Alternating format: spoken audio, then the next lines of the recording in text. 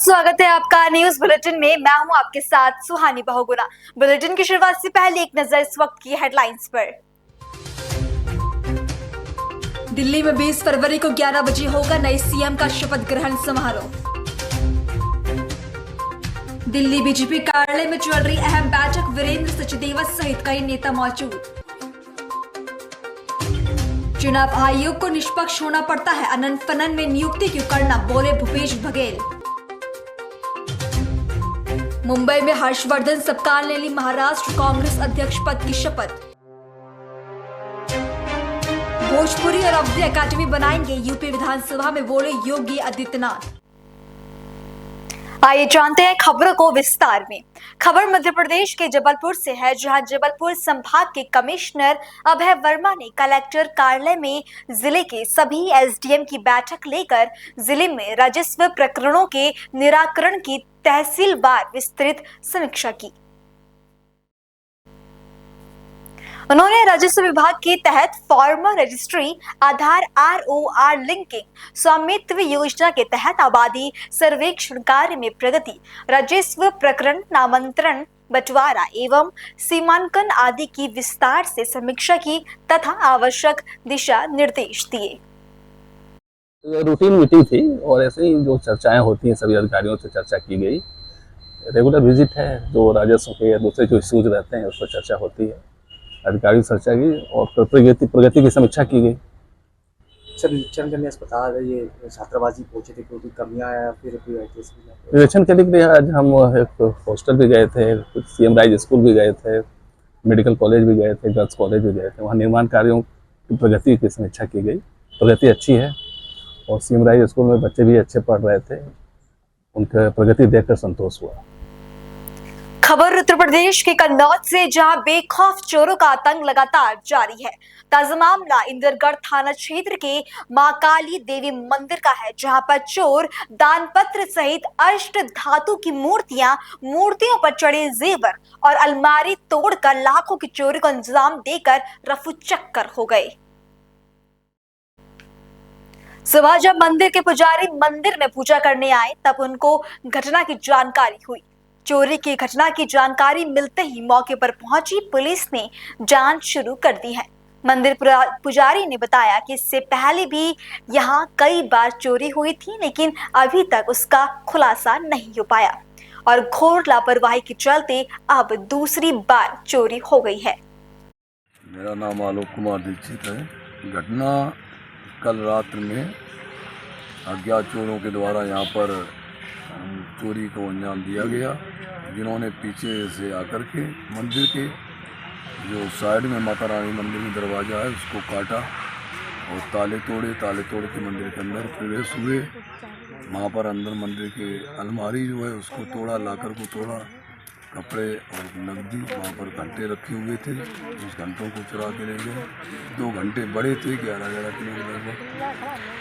इससे पहले जब घटना हुई थी तो पुलिस ने कोई खुलासा किया था? इससे पहले जब घटना हुई थी तो CCTV फुटेज के आधार पर लोगों को पकड़ा गया था, चोरों को, लेकिन पुलिस ने पूरे दिन थाने में बैठाल करके उसके बाद में शाम को उनको छोड़ दिया था और किसी प्रकार की कोई कार्रवाई नहीं हुई थी इस समय। किस जगह पे ये मंदिर है? ये मंदिर माँ मड़पुरा के पास में और लाख मोड़ के पास में बीच में ये मंदिर है, माँ काली देवी का सिद्ध पीठ। आज महाराष्ट्र के राज्यपाल CP राधाकृष्णन प्रयागराज महाकुंभ पहुंचे। यहाँ उन्होंने संगम में आस्था की डुबकी लगाई। बता दें कि महाकुंभ सभी दुर्लभ आध्यात्मिक त्योहारों में सबसे दुर्लभ है।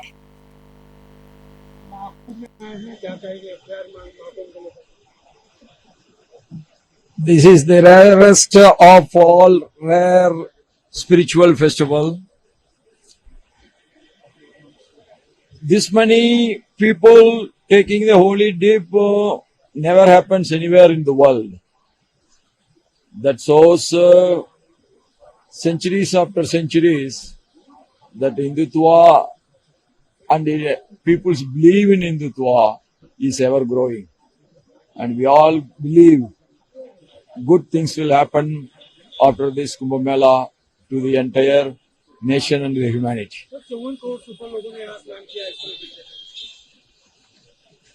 See, it is unfortunate sometimes, but it has to be avoided. We have to take care, more care, and that will.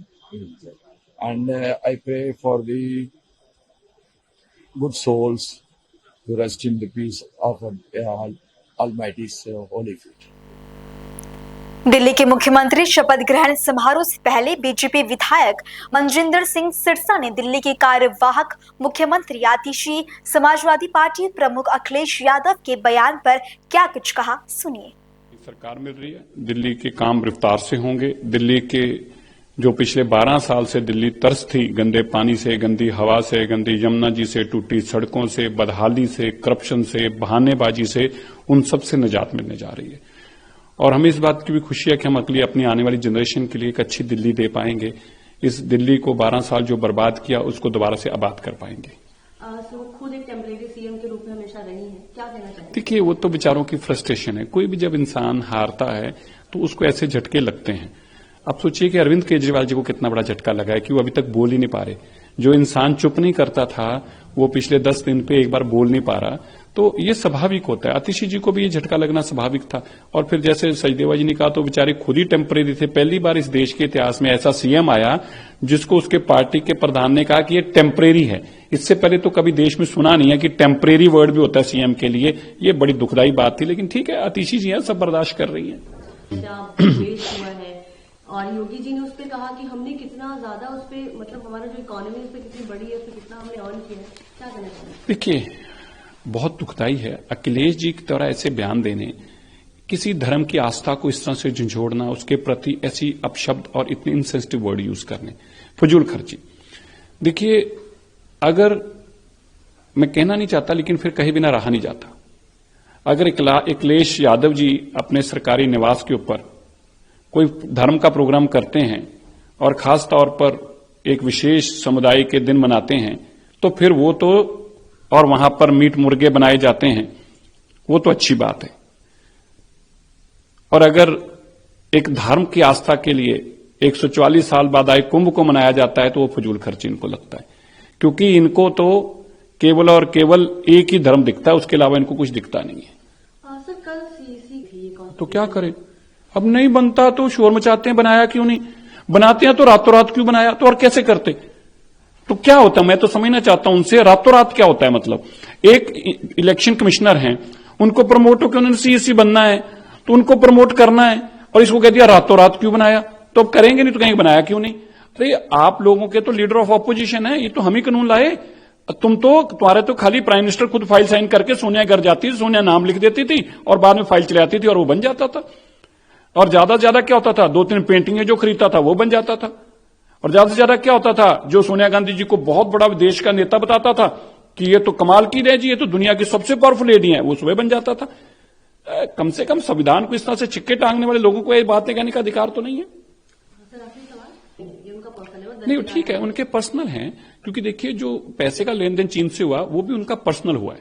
Sam Pitroda जी के जो लीडर हैं राहुल गांधी जी, वो पैसे भी जो लिए गए थे वो राजीव गांधी ट्रस्ट में लिए गए थे, वो कोई पार्टी ने तो लिए नहीं थे। तो सैम पित्रोदा जी तो वही बोलेंगे जो राहुल गांधी जी का व्यू होगा, जो सोनिया गांधी जी का व्यू होगा। और उनका व्यू तो यही है कि भाई चीन तो हमें पैसे देता है, उनको परिवार के लिए पैसे देता है, तो उनका दुश्मन कैसे हो सकता है? तो सैम पित्रोदा भी वही बोलेंगे। तो मैं सहमत हूं दोनों से ही, उन्होंने भी अपनी बात ठीक कही है। और अगली खबर मध्य प्रदेश के गढ़कोटा से है, जहां बीती रात नगर के एडवोकेट विवेक भागवत पर जानलेवा हमला किया गया। इस हमले के विरोध में अधिवक्ता संघ द्वारा थाना प्रभारी को ज्ञापन सौंपा गया, जिसमें उल्लेख किया गया कि आरोपी अभी तक खुलेआम घूम रही हैं। पुलिस द्वारा उन्हें गिरफ्तार नहीं किया जा रहा। ज्ञापन में इस बात का भी उल्लेख किया गया कि अगर आरोपियों को शीघ्रता से गिरफ्तार नहीं किया गया तो अधिवक्ता संघ गढ़कोटा द्वारा उग्र आंदोलन किया जाएगा, जिसका जिम्मेदार प्रशासन होगा। सम्मानीय विवेक भागवत जी के साथ कल रात्रि में गोपाली ढाबा के पास गढ़कोटा के आरोपी रिंकू ठाकुर, दिनेश पटेल, रामजी चौबे, दिनेश पटेल का लड़का और 3-4 अन्य लोगों ने जबरन पैसों की मांग की और जब मना किया तो विवेक भागवत जी के साथ लात घूसों से गंभीर चोटें पहुंचाकर एक घटना घटित की और साथ ही रिंकू ठाकुर ने लोहे की रॉड से नाक पर वार करके, माथे पर वार करके गंभीर चोटें पहुंचाई हैं। इस संबंध में कल रात्रि में विवेक भागवत जी ने एक प्रथम सूचना रिपोर्ट थाना में पंजीबद्ध कराई थी, लेकिन उसके बाद से सभी आरोपी फरार हैं और इसी के संबंध में भागवत जी ने संघ में एक आवेदन दिया। हम लोगों ने आवेदन प्राप्त हुआ, तत्काल मीटिंग बुलाई, मीटिंग बुलाकर निर्णय लिया, थाना प्रभारी को एक ज्ञापन दिया, तहसीलदार महोदय को ज्ञापन दिया और इस बात का ज्ञापन दिया है कि आरोपी गण को अगर शीघ्र ही गिरफ्तार नहीं किया गया और जेल नहीं भेजा गया तो अधिवक्ता संघ उग्र आंदोलन करेगा, जिसके लिए संपूर्ण प्रशासन जिम्मेदार होगा। यही यह मामला है।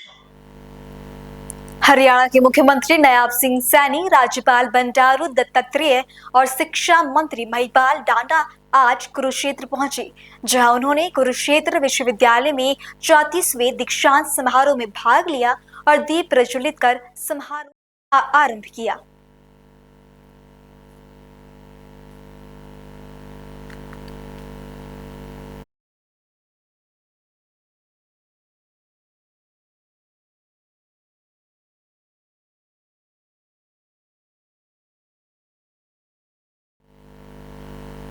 केरल में बीजेपी केंद्रीय बजट के लिए प्रधानमंत्री मोदी का आभार व्यक्त करने के लिए कार्यक्रम का आयोजन हुआ। इस कार्यक्रम में रेल राज्य मंत्री वी सोमन्ना और बीजेपी प्रदेश अध्यक्ष के सुरेंद्रन शामिल रहे। भारत माता की। At the outset, I offer my humble pranam to Lord Sri Ananta Padmanabha Swami. Distinguished our BJP State President, Sri Surendran, my friend, and my another one friend, Sri Krishna Das, National Executive Member and former President of National General Secretary. District President Kalamaran Jayan, District President Thiruvananthapuram, Sri Jaishankar, State Convener, Sri Sanod, Zone Secretary to Thiruvananthapuram. Ladies and gentlemen, friends from the media, I am very happy to present here today our Finance Minister Srimati Nirmala Sitaramji to present very forward-looking for visionary budget 25-26. The budget is a blueprint of Modi ji's Sankalpa and Vikasit Bharat 2047. This budget focuses Garib, Yuva, Annadata, Nari, middle classes, one seat work and infrastructure economy. Under Modi ji guidance in the last 10 years, Indian economy has emerged as one of the top 5 economics in the world.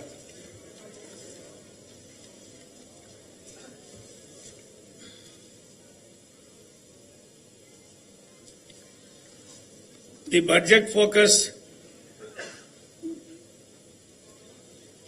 Garibi, Yuva, Annadata, Nari Shakti, middle class, Vanchit Varg under Modi's recommendation.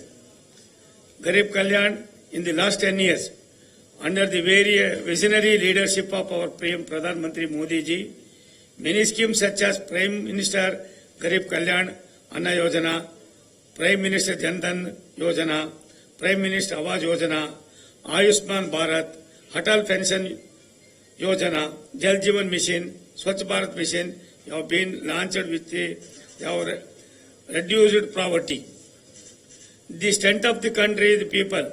This budget support Modi's government commitment at Sabka Saath, Sabka Vikas through inclusive in development. Over 1 crore of the unorganized sector employed by online platform across the country will be registered in the e-Shram portal. They will also get influence fund under PM Jan Arogya Yojana.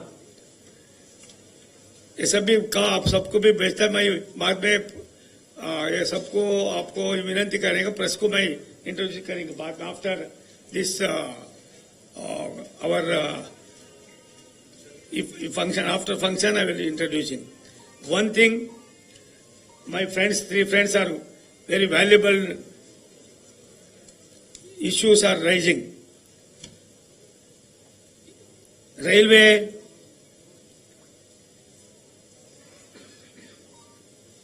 in Kerala, there are since 2014 railway project worth of 23,270 crores are sanctioned in railway in Kerala are in progress. 35 stations are being developed as Amrut station at the cost of 2,960 crores.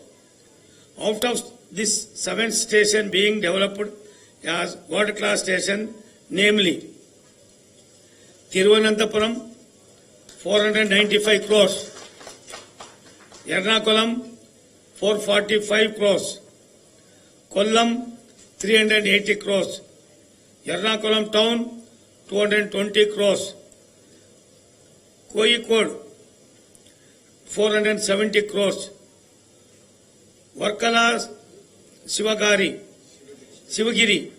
130 crores, Thrissur 394 crores. These are the major share in Modi ji's gift by Kerala.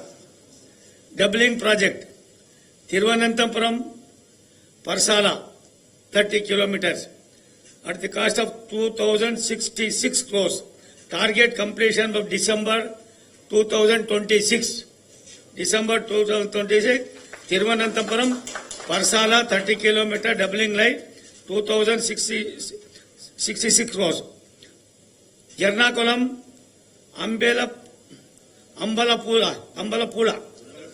Ambalapula, total 69, doubling is re-implemented in 3 phases. Ernakulam, Kumbalam, 8 kilometers at the cost of 595 crores. Target July 2026. Kumbalam, Turvaru, 15 kilometers at the cost of 800 crores. Target is September 2026. खबरों का सिलसिला आगे भी जारी है, लेकिन रुकेंगे एक छोटे से ब्रेक के लिए।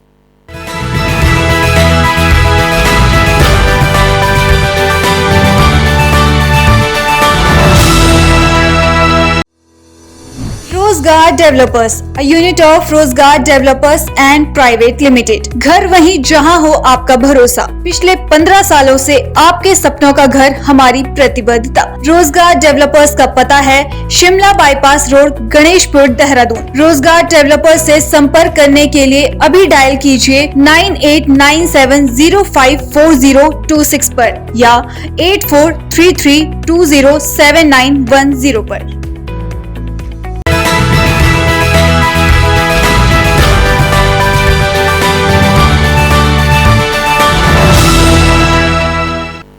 ब्रेक के बाद एक बार फिर से आपका स्वागत है।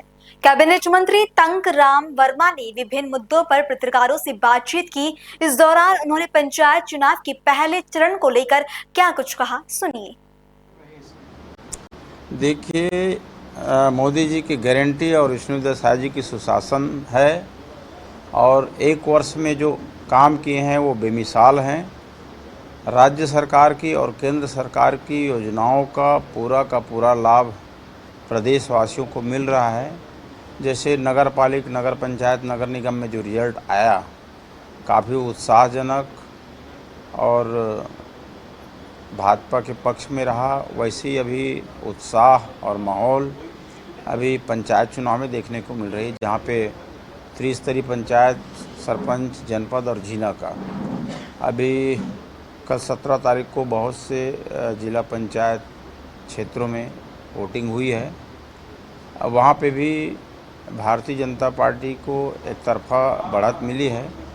अभी 20 तारीख को और 23 तारीख को और वोटिंग होना है। मुझको लगता है कि जैसे छत्तीसगढ़ वासियों में जो उत्साह है और भारतीय जनता पार्टी के पक्ष में जो माहौल है, तो पूरे जिला पंचायत में इस बार हमारे जिला पंचायत के अध्यक्ष बैठेंगे। गांव के क्या मुद्दे थे पीएम? देखिए, सरकार की पूरी योजनाओं का लाभ मिला है। जहां प्रधानमंत्री आवास की बात किए थे, 18 लाख प्रधानमंत्री आवास, आज गांव-गांव में प्रधानमंत्री आवास बन रहे हैं। किसानों को बोनस मिला, किसानों को बढ़ा हुआ धान का उसका डिफरेंस राशि मिला, महतारी वंदन का पैसा मिल रहा है। मैंने सरकार जो घोषणाएं की थी, पूरी की पूरी घोषणाएं जो है पब्लिक के बीच जा रही है, उनका फ़ायदा मिल रहा है। और साथ ही साथ जो ग्रामीण विकास के कार्यक्रम हैं वो भी चल रहे हैं। ऐसा नहीं है कि जो घोषणा किए हैं महतारी वंदन धान का, यही नहीं, उनके साथ साथ विकास माने दोनों तरफ चल रहा है, तो उनका फ़ायदा तो मिल रहा है। ये बस्तर के अंदरूनी इलाकों की पंचायतों को पीछे छोड़ लोकतंत्र की बस्तर में फिर से वापसी होती हुई नजर आ रही है, और आप लोग जो डेडलाइन तय की मार्च 2026 उस पर भी लगातार काम किए जा रहे हैं। देखिए, बस्तर की चिंता हमारी विष्णुदेव साय जी सरकार तो कर ही रही है, साथ में हमारे केंद्रीय गृह मंत्री माननीय अमित शाह जी विशेष रूप से बस्तर को फोकस किए हैं। जैसे आप सबको पता है कि बस्तर ओलंपिक का आयोजन इसी का एक कड़ी था, और उसमें करीब 1,62,000 लोगों ने पंजीयन कराया और भाग लिया। तो एक बस्तर में एक बदलाव है। लोग नक्सलाइट से हट करके, उनको नक्सलाइट बात जो है उसको समाप्त करके विकास की मुख्य धारा में जुड़ना चाह रहे हैं। जो अभी वोटिंग हुआ उसी का एक परिणाम है कि अब लोग सब लोकतंत्र पे विश्वास रखते हैं और सरकार के कामकाज, उनकी योजनाओं को भी बड़े अच्छे रूप में ले रहे हैं। भाजपा एक तरफ जीत का जश्न मना, स्वर हम नहीं रहे हैं, बार-बार अब प्रदेश अध्यक्ष के इस्तीफे की बात भी हो रही है, मैच के खिलाफ मोर्चा खोल दिया। देखिए, उनकी अंदरूनी मामला है, लेकिन आप देख रहे हैं कि छत्तीसगढ़ विधानसभा चुनाव हारे हैं, तब से उनके बीच घमासान शुरू हो गई है, एक दूसरे के ऊपर आरोप प्रत्यारोप, और संगठन में कुर्सी का। लोकसभा चुनाव हारे, उपचुनाव हारे, नगर निगम हारे, और अभी पंचायत चुनाव भी हारेंगे, तो एक दूसरे के ऊपर ठिकरा फोड़ रहे हैं। साथ साथ कभी कभी ईएम को भी दोषी ठहराते हैं। खरीद फरोख्त की भी काफ़ी बातें निकलकर सामने कार्यकर्ता वरिष्ठ नेताओं। देखिए, ये उनके संस्कृति में है खरीद फरोख्त, और जैसे बीच में आया था कि टिकट के लिए पैसा लेना, तो उनके कांग्रेस की संस्कृति में है। तो यही सब क्या एक फैक्टर माने जा सकते हैं कांग्रेस के? अब ये उनकी आंतरिक लड़ाई है, आंतरिक विवाद है, उस पर ज़्यादा कुछ नहीं बोलूँगा। कांग्रेस में विधानसभा चुनाव में जब भी समीक्षा की गई थी, लोकसभा चुनाव में भी जब हार हुई तो भी हार की समीक्षा हुई, लेकिन अभी तक रिपोर्ट पेश नहीं हो पाई है।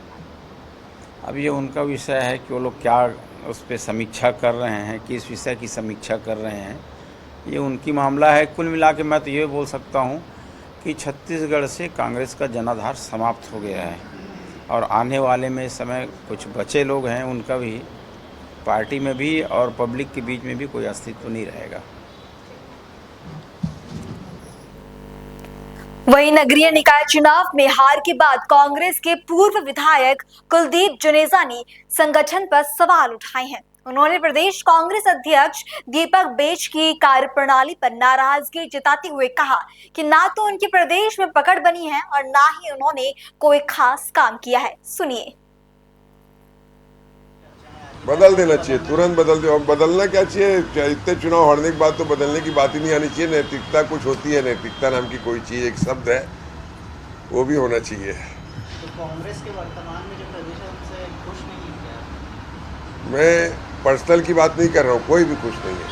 उनकी कार्यप्रणाली से कोई खुश नहीं है, उनसे खुश नहीं, उनकी कार्यप्रणाली से कोई खुश नहीं है। आपको लगता है कि नैतिकता के आधार पर दीपक बैज को इस्तीफा दे देना चाहिए या पार्टी को हटा? मैं बताया ना, नैतिकता कोई शब्द है। इतने चुनाव, लोकसभा, विधानसभा, नगरीय निकाय, सुपड़ा साहब, इसके बाद अगर बोलना पड़े तो यह शर्म की बात है। उत्तर प्रदेश सोनभद्र के विकास खंड नगवा में प्रधानमंत्री ग्राम सड़क योजना के तहत बनाई जा रही सड़क की गुणवत्ता को लेकर ग्रामीणों में भारी आक्रोश है।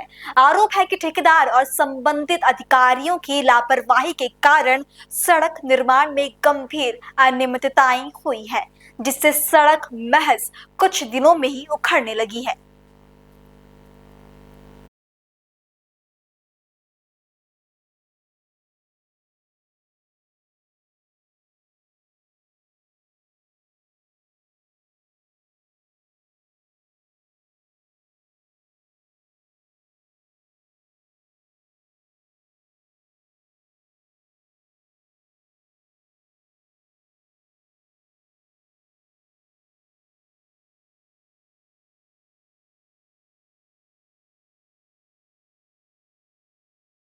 बताइए कि आप इस रोड से संतुष्ट हैं? जो ये रोड बन रहा है, क्या इससे संतुष्ट हैं आप? भैया देखिए, इस रोड से हम संतुष्ट नहीं है, न तो हमारा पब्लिक संतुष्ट है, न तो हमारे पूरे ग्राम के वासी संतुष्ट हैं, क्योंकि यह रोड ढंग से नहीं बन रही है। जिस ढंग से बननी चाहिए उस ढंग से नहीं बन रहा है। और रोड ये अभी तुरंत के तुरंत पेंटिंग करके गए लोग, शाम को पेंटिंग करके गए, अभी सुबह कबर गई। आदमी चल रहा है फिर भी कबर जा रही है, मोटर चल रही है फिर भी कबर जा रही है, 4 चक्का चल रही है फिर भी कबर जा रही है, और बस चल रहे हैं फिर भी कबर जा रहे हैं, हाथ से हटा रहे हैं फिर भी कबर जा रही है। बताइए कि ये रोड हमको पसंद नहीं है। बताइए रोड क्या ऐसे ही बननी चाहिए? इसके लिए आप क्या चाहते हैं? हम इसके लिए चाहते हैं कि हमारा रोड अच्छा बननी चाहिए और अच्छा बने, क्योंकि हमारा ये मार्ग है, मार्ग हमारा अच्छा। उत्तर प्रदेश के सोनभद्र में बार बार ट्रांसफार्मर जलने की शिकायत करने पर बिजली विभाग के लाइनमैन ने ग्रामीण महेंद्र यादव पर झूठा ट्रांसफार्मर चोरी का आरोप लगा दिया, जिससे पुलिस ने उसे और अन्य ग्रामीणों को परेशान किया। बाद में जांच में ये आरोप गलत निकला, लेकिन लाइनमैन पर कोई कार्रवाई नहीं हुई, जिससे ग्रामीणों में रोष है। पीड़ित महेंद्र यादव ने कहा कि लाइनमैन ने ट्रांसफार्मर लगाने के नाम पर 25,000 लिए, फिर खराब ट्रांसफार्मर लगा दिया। जब मीडिया में खबर आई तो उसने झूठी चोरी की रिपोर्ट दर्ज कराई।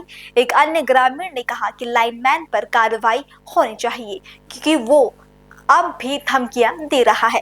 ग्रामीणों ने मांग की है कि उसे सेवा से हटाकर सजा दी जाए। सीधा का नाम बा? अशोक जी, ये बताइए, जो महेंद्र यादव पर ट्रांसफार्मर चोरी का आरोप लगा था, उसमें पुलिस ने क्या खुलासा किया? खुलासा किया कि 420 किए हैं, चोरी नहीं हुआ है। पुलिस ने तो किसके ऊपर, कौन 420 किया है? वो रामप्रीत लाइनमैन। तो ऐसे लाइनमैन पर क्या कार्रवाई होनी चाहिए? उनको सजा होना चाहिए, उसको लाइन से हटाना चाहिए। अब कोई दिक्कत परेशानी आप लोगों को? हम लोगों की दिक्कत परेशानी यही है कि वो वाला के जो हम लोगों के ताव पर काम नहीं कर रहे हैं, हम लोगों को मुआवजा दे रहे हैं, तो उनको रहने से कोई ज़रूरत नहीं है हम लोगों को लाइनमैन। और उल्टा फंसा रहे हैं, आज फंसा रहे हैं, कल मार भी सकते हैं। जी। रामचंद्र। ये जो महेंद्र यादव पर ट्रांसफार्मर चोरी का आरोप लगा था और पुलिस ने इसका खुलासा करते हुए बताया कि कोई चोरी नहीं हुआ, आप लोगों के साथ पुलिस खड़ी रही, तो ये क्यों ऐसा लाइनमैन के द्वारा आरोप लगाया गया था? क्या बात थी? लाइनमैन रामपीर प्रधान जब इसको चोरी जब वो लगा दियो, तो उसको पुलिस वाले नहीं निकला जी जी जी। तो पुलिस वाले यही ने कहा जो ये रामपीर लाइनमैन उसको फर्जी पर फंसा गया है। जी जी। तो हम लोग कहें भाई ठीक है, जब फर्जी फंसा गया है तो उसको मतलब कोई भी कार्रवाई होना चाहिए। हाँ। दूध के पानी दिया होना चाहिए। जी जी। तो हम लोग तो यही कहनगी है, उसको जरूर कार्रवाई होना चाहिए, उसके ऊपर कार्रवाई होनी चाहिए। हाँ। और पैसा भी हम लोग से 25 रुपया ले लिए है वो। जी जी। टोटल पैसा कितना लिया था? अरे वो 25,000 रुपया लिए है। रिकॉर्डिंग भी है क्या आप लोगों पर? हाँ। इसीलिए उसने मन गढ़ान कहानी फंसा दिया। वो अपने मन का कोई उसको मिल गया इधर उधर करने वाला, 420 में हम लोग को मतलब फंसाने के वो एक मौका ले लिया, अपने पैसा का पा करके लिया मौका। लेकिन आपके साथ पुलिस खड़ी रही, आप लोगों का सहयोग किया, योगी जी की पुलिस। तो पुलिस भैया महेंद्र, ये जो एक आरोप लगा था आपके ऊपर ट्रांसफार्मर चोरी का, तो इसमें पुलिस ने खुलासा करते हुए बताया कि निराधार असत्य है जो रामप्रीत लाइनमैन ने आरोप लगाया था, लेकिन उसको पुलिस ने बताया कि नहीं, वो फर्जी निकला। इसको लेकर आप क्या कहना चाहेंगे? हम लोग 2024 के 30 दिसंबर के हम लोग IDO बात उनके मीडिया द्वारा अपना समस्या कहें। इसके बाद जो लाइनमैन हमारा है, तो जब हम लोग करें तो लाइनमैन जो हमारा है तो वो लाइनमैन राम पीड़ित थे, तो पैसा 25,000 रुपया ले लिया जी ट्रांसफार्मर लगाने के लिए। फसल हमारा सूख रहा जी जब फसल सूख रहा हम लोग दे दिया लालच के पा करके लग जाएगा, जल्दी जल्दी काम हो जाएगा। जी जी तो वो लोग हमारे ऊपर एफआईआर कर दिया कि तुम ट्रांसफार्मर चुरा ले गया। जी जी तो पुलिस प्रशासन हम लोग के कूदने लगा। हाँ जब कूदने लगा परेशान करे, तो जब समझ में आया प्रशासन के, तो दूध दूध के पानी पानी के विचार करा वो। हाँ जब विचार करा हाँ तो उसी ऊपर कार्रवाई होना चाहिए, सजा मिलना चाहिए। लाइन विभाग से बात हटना चाहिए सरकार। ये बताइए हाँ। ये तो पुलिस ने कहा कि नहीं फर्जी है, उसने ट्रांसफार्मर कोई चुराया नहीं, जो विभाग से भी पता किया। हाँ। तो ऐसे लोगों पे क्या कार्रवाई होना चाहिए? लाइन से वो खत्म होना चाहिए, उसी सजा होना चाहिए। विभाग भी बोला कि नहीं ट्रांसफार्मर नहीं चोरी हुआ है। जी ये तो पुलिस को गुमराह किया है। हाँ, पुलिस के गुमराह करे हमारे ऊपर एफआईआर कर दिया, जी परेशान कर दिया पुलिस हम हाँ। लोग के। जब सच्चाई हुआ तो दूध के दूध पानी के पानी विचार करिए, इसके बाद कार्रवाई होना चाहिए, सजा उसकी मिलना चाहिए, लाइन से हटा जाना चाहिए। अच्छा, अभी वो धमकिया रहा है कि तुमके जान से मारेंगे भी साले, तुम लोग के साले जान से मार देंगे। क्यों आप लोगों ने आवाज उठाया था इसलिए? इसलिए आवाज क्यों उठा कर केंद्र में छुपाने के काम करिए, तुम्हारी आवाज। फिलहाल बुलेटिन में इतना ही। देश और दुनिया की बाकी तमाम खबरों के लिए आप देखते रहें पल्स 24 न्यूज। नमस्कार।